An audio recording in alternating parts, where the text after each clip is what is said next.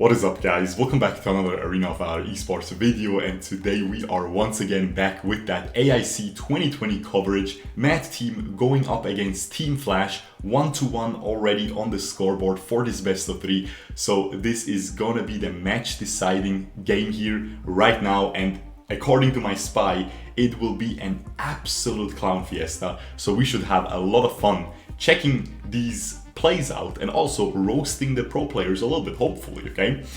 We are starting off with the draft instantly, as always. On the side of Mad Team, Ryuma already taken out. Of course, one of the most broken junglers this patch. Some teams don't really like to pick him because he falls off late game, but some teams, and I think Team Flash is one of those, that really likes him a lot, so Mad Team just decides to ban it out. They also ban Crixie. With this game 3, you know, with the global pick ban system, a lot of these mages have already been, well, 2 of them have already been picked by Team Flash, so Crixie is one of those top tier long range mages that you oftentimes just ban out in the later parts of a series in AOV Esports. On the other side here, on Team Flash, we have just 2 very solid, some would call them OP, including me, heroes just taken off. Richter and Kira, of course, super strong heroes on this current patch, but that of course leaves that zip open, guys. So Mad instantly picks it up, nothing to think about, it is just still an absolutely OP support. We'll see how Team Flash will decide to counter this, okay? What will they pick in response? And they are hovering Lorien right now, and this is actually the first Lorien that I will feature, if it goes through, that I will feature on my channel. I hope it goes through. I know Lorien was already picked numerous times in the group stage so far, but none of these games ended up being worthy or like exciting enough to cover on this channel. So I hope this will be, well, as I said, my spy told me this would be a huge clown fiesta, definitely worth checking out. So I'm looking forward to this, okay? We also have a Volkath pick, which honestly kind of fell off the radar lately. We'll see where this will go. Usually we've seen it only in the jungle in AOV Esports, but in solo ranked we see it more often in the Slayer lane position nowadays with that execute. You can really snowball hard early, you can get those solo kills. But yeah, we'll definitely see what this Volkath will do. Lorien is pretty much only a mid laner. He could go jungle, it's a little bit slow, but if your support helps you, it's alright, but I don't expect that. On the other side, we have Violet being hovered and Aleister. Now, Aleister against Volkath is really insane because you can just ult the Volkath while he's ulting, and as long as he's on that horse, you can instantly just blow him up, right? You can just completely destroy him, you can take him out. As soon as he jumps off the horse, then he's gonna have that invulnerability, right? So this is a very nice pick because you can deny that unkillability. I don't even know how you want to call that, but yeah, from the Volkath, if you use that ult correctly. And the Violet, we've seen it often, it is 0322's one of his comfort picks. He always performs so well on her, and I told you guys that Violet is actually really strong in the Abyssal Dragon lane on this current patch. And on Team Flash, they didn't even think about it, they instantly just pick up that Slayer lane, which locks the Volkath into the jungle most likely here. Slayer lane Lubu. Volkath could still go Abyssal Dragon lane, and then they get jungle marksman, right? That could happen. But yeah, they instantly just pick up that Lubu. The enemies don't have, well, Mad Team doesn't have a Slayer laner yet, unless you want to go zip AP and be something. Listen, this is not a Shurko video, guys, okay? He's not trying to get a YouTube video, so he's gonna go for that support position, okay? Hear me out, okay? So of course, Team Flash can instantly ban 2 of these Slayer laners away. They decide for Florentino and Omen, makes a lot of sense. Both of these are just insanely strong. Like Florentino is of course always OP pretty much, especially in esports where the players really play him perfectly almost. And that Omen is similar, almost the same level as Florentino at this point. We have a Malok and an Ata ban, which both target the support position for Team Flash. And I don't know what Team Flash is doing here. I think we'll see a Superman support is what I would do, but we'll see. We could see a Volkath support. I mean, it has a stun. it kind of has a stun, but at the end of the day, I don't know. It definitely has really strong early game, right? It has a very strong level 2, so we could see it, but I definitely think Superman is the better choice. I have not seen a lot of support Supermans in esports though, so this is already a huge curveball here by Team Flash. And on the side of Mad, we seem to have a completely, well, kind of standard. They decided to put the Violet into the jungle apparently and go for a Hayate for a double marksman team composition, unless they put Hayate jungle, which really wouldn't make sense. It has way too slow of a jungle clear. So yeah, and it seems like Team Flash here still needs yeah, I don't know. This might be a Volkath top lane. We see a Superman support, I think, and they're hovering Fennec right now. So they might want to go for that Fennec jungle. On the other side of Mad, we have Ibnef in the support position. So yeah, this should be... The picks so far aren't like anything too crazy, right? Except for the Superman support. Now, I do remember, okay? I'm not just saying Volkath support out of nowhere. I do remember I was streaming and someone was saying Team Flash or someone else maybe picked Volkath support in one of these games, right? So I kind of feel like we might see a Volkath support here. That will make the game really crazy. But even Superman support is going to be crazy. So the last pick was locked in. It is definitely going to be an Fennec on ADC in the jungle, and you can see the Mad coach is already a little bit confused, it seems like, because look at this, the Volkath is still on Pro-E. I think this will, yeah, I think guys, this is a Volkath support, okay? So my mind didn't troll me here. It was in fact a Volkath support, and we have an Abyssal Dragon Superman. So honestly, probably better the other way around, but you know, hey, I can plaster Volkath support all over the thumbnail. So hey, my job is gonna be really easy. That's gonna be a 5-minute thumbnail right there. I don't even have to think about this. This is easy. Thank you very much, Pro-E, or however, I still don't know how you say his name. Ooh, the enchantments. Okay, 3 endless cycles. Only Hayate has that Forest Wanderer, and actually, it's a Ibnef Slayer lane. I completely forgot. I thought it's gonna be an Ibnef support, but they already picked a Zip. Okay, so Ibnef Slayer lane with Desperate Duel, this is going to be really fun to check out. And 3 endless cycles, so Mad bringing a very nice amount of early game strength with those endless cycles, but on the other side we have the exact same. However, the support actually doesn't have endless cycle. Lubu with Devil's Awakening is very standard.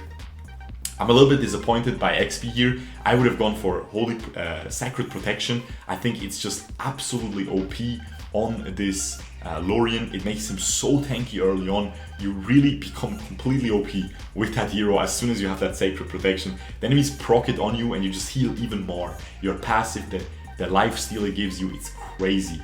And yeah, the Volkath has Curse of Death. So this is just an absolute cheese pick. He's just trying to get some early kills. I'm a little bit confused by his sprint instead of an execute, because that would fit that cheese gameplay, you know, where you're just trying to cheese the enemies out and just try to get some early kills.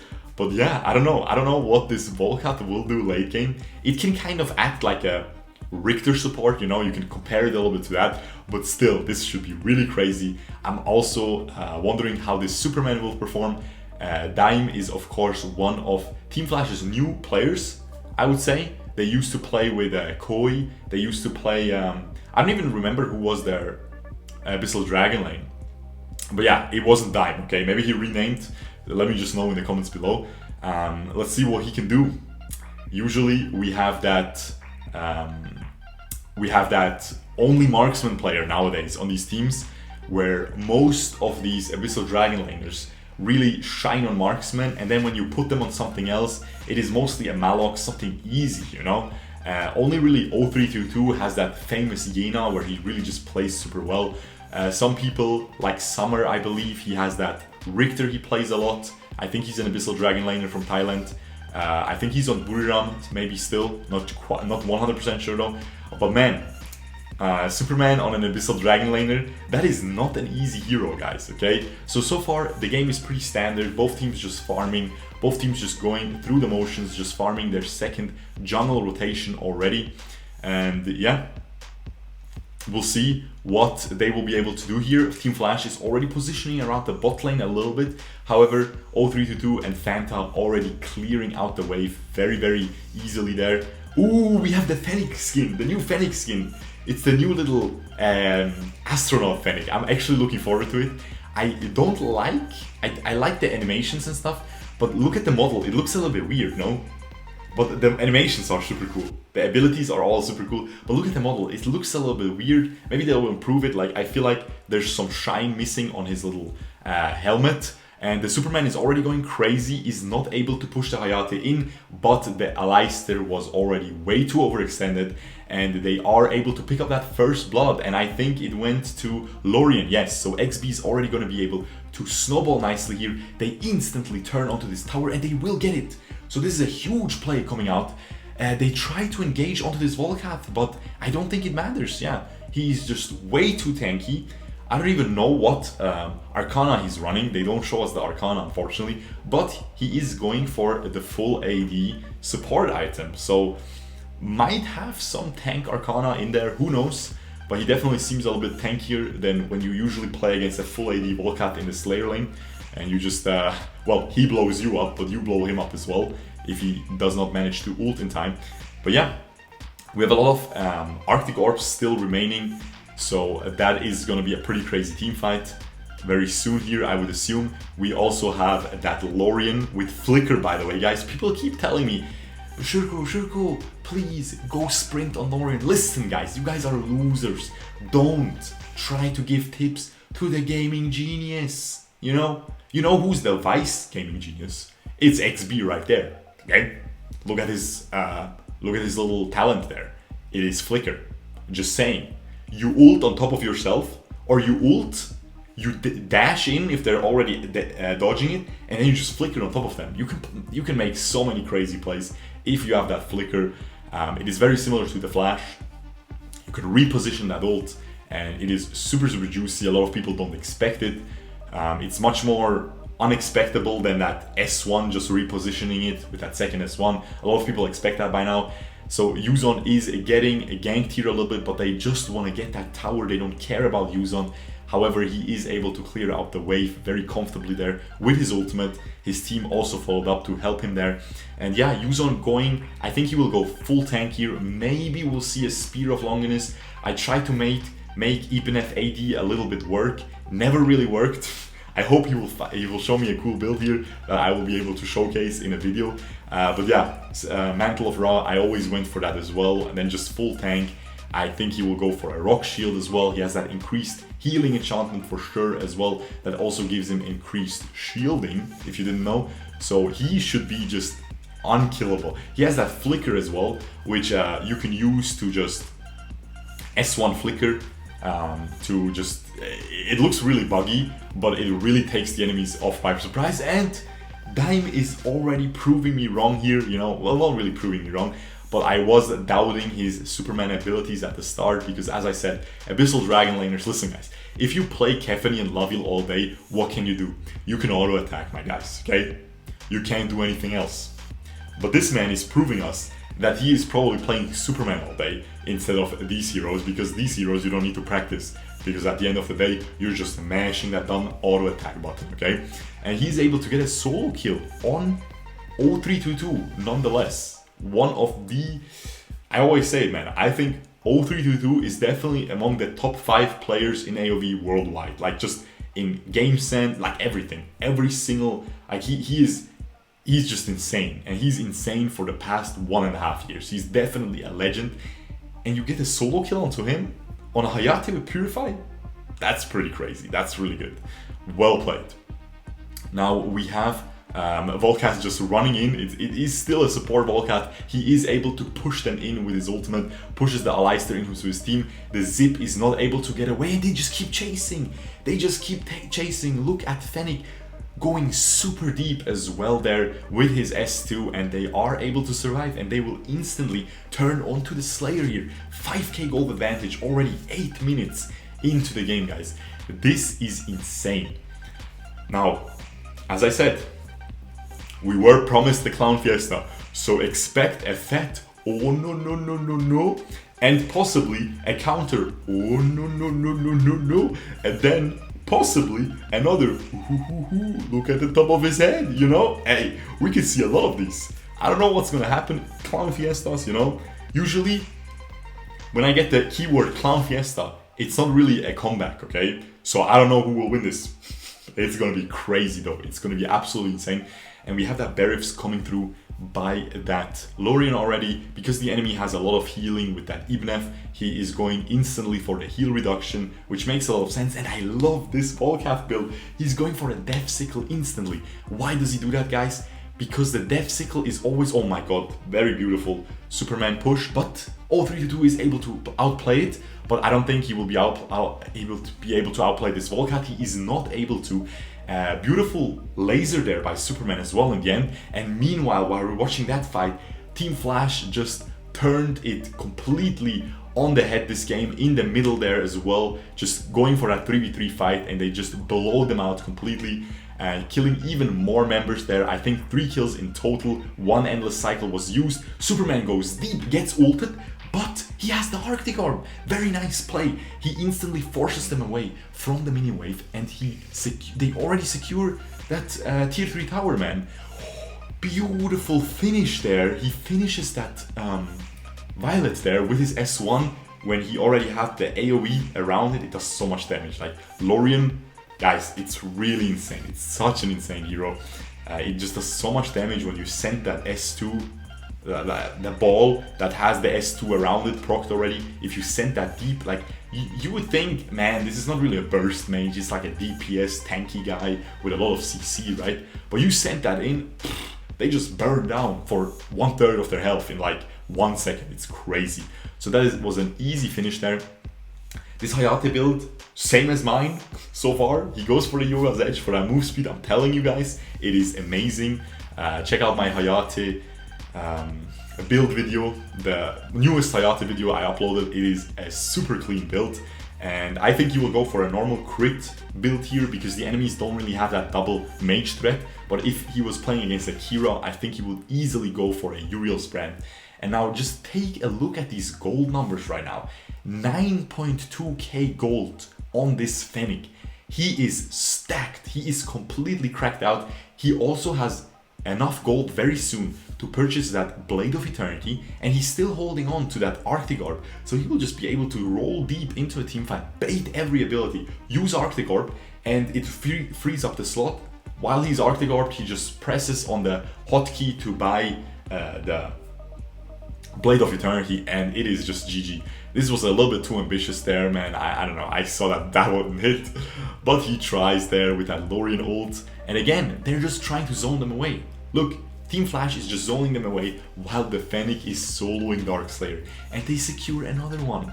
30k gold for Mad Team. Meanwhile, 39k. This is a 10,000 gold lead almost for Team Flash after 11 minutes. It is absolutely insane. And now how does Mad get this comeback? Like, what are they going to do? They need an amazing Hayate ult.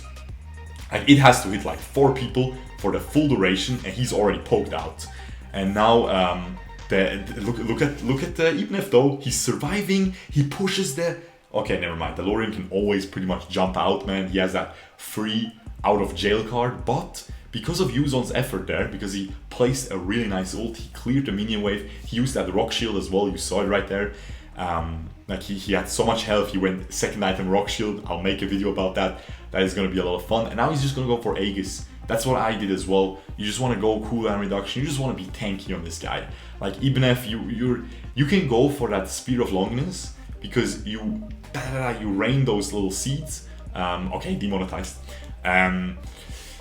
You rain the seeds. Okay, the plant seeds. Chill. We're talking about plant seeds. Chill, YouTube. Okay, thank you. Leave me that money. I need some kebabs. Oh my god, are we gonna see another solo kill by Superman? No. He gets caught, but I don't think he will die here. Yeah, this Aleister has to die. Yeah, he just dies. However, this Volkath is really low. He has his invulnerability though, so they are able to get away. No major objective on the map right now though. and a lot of ultimates used by Team Flash there. Volkath, Lubu, and Superman ult. Two of them, Volkath and Superman, have a pretty long cooldown, so I think they won't be able to get this tier 3 tower or anything. And they still got the Aleister, so definitely very well played. However, look at this. This Hayate is about to complete his Clavasanti. At that point, he will deal absurd amount of damage, guys, okay? He will just...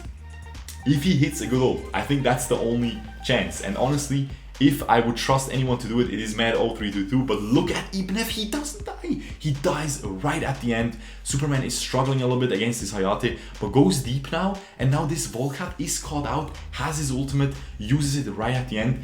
That is what I'm talking about with that Death Sickle. That's why you go Death Sickle really, really early on Volkath. Because even if you mess up and you get burst down while you are still in that horse mode, right? You can still use the horse, kick it off, man, like a Yoshi. Like if you're playing Super Mario, you know, and you jump away from the Yoshi and you save yourself, you throw him into the lot. No, am I a boomer for knowing that? Do you guys not even know what Super Mario is? Okay, I'm sorry, guys. I have to make these jokes for 5-year-olds, okay? Let's make some Teletubby jokes. Unfortunately, I'm actually too young to even watch that. It is what it is. But yeah, Mad is definitely in a huge pinch here, but we have a solo kill coming out from Hayate there. Just gets that Superman by himself, has that Clavasanti, as I said. Then you really start dealing a million damage. That is why Hayate gets banned. He's just so strong late game with that AoE damage, but even single target, man, you know, that ult just burns everyone down, especially tanks. And that's why Superman just completely got blown out there. Also, this Superman doesn't have a lot of health. He has that Muramasa and that Aegis. But now Mad actually gets the first Slayer for themselves in this game. And there is a team fight. Please go there. Okay, so the Dark Slayer has been killed by Mad, but Team Flash actually secured the Enraged Abyssal Dragon, but they are dying. They're dying in this team fight. Oh, never mind. The Fennec is going deep, but I think he will get kited. Beautifully played, man. He gets slowed down by the Hayate Yuga's Edge and by that little arm thingy. I don't even know. Gumu Bazooka. No, not even One Piece. You know, even if, you know, he shoots his arm. I'm sorry, but he slows the guy down and the Fennec just gets kited by the Violet, and this is a huge comeback. This is a huge comeback. Honestly, I wouldn't expect this to happen. I really thought Team Flash would be able to secure this Enraged Abyssal Dragon early enough, but look at this, man. This is very, very dangerous. It is still a 2v3 right now. There is 3 huge minions, but Hayate has a lot of true damage. Has that Fafnir as well that helps him clear out these high health targets, these minions, the super minions. So it is not too bad. However, keep in mind, Team Flash is still in a huge gold lead, 7k still, and they can just clear out this Drake in the bottom lane.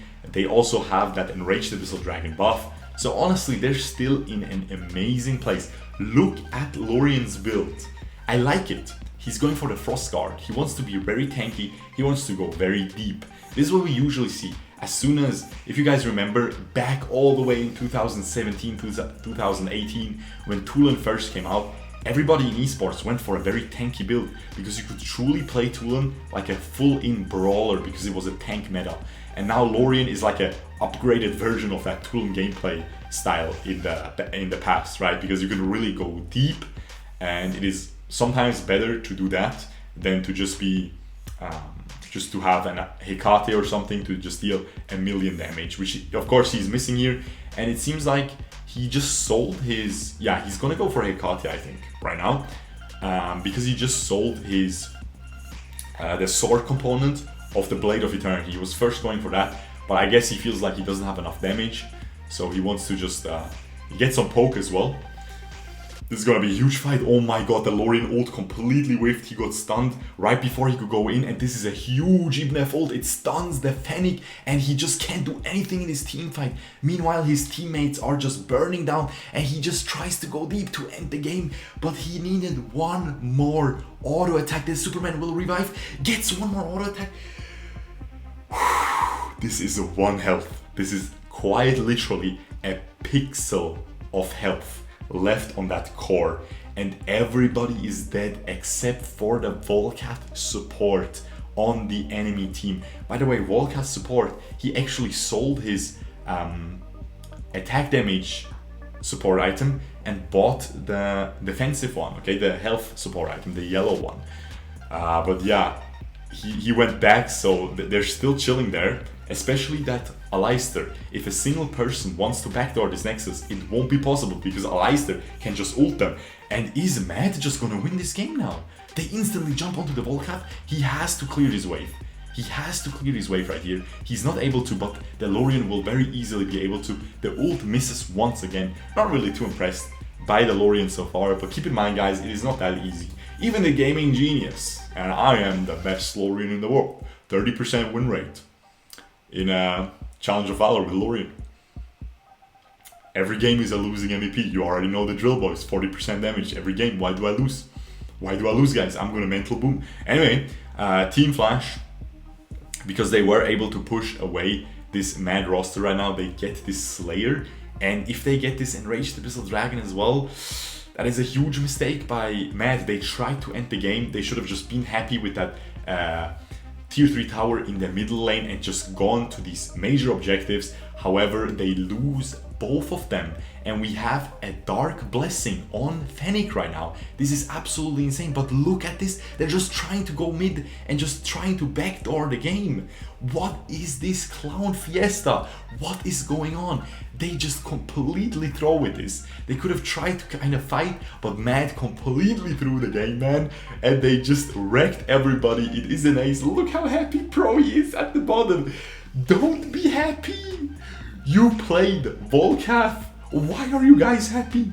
You played Volkath and you missed every Lorien ult.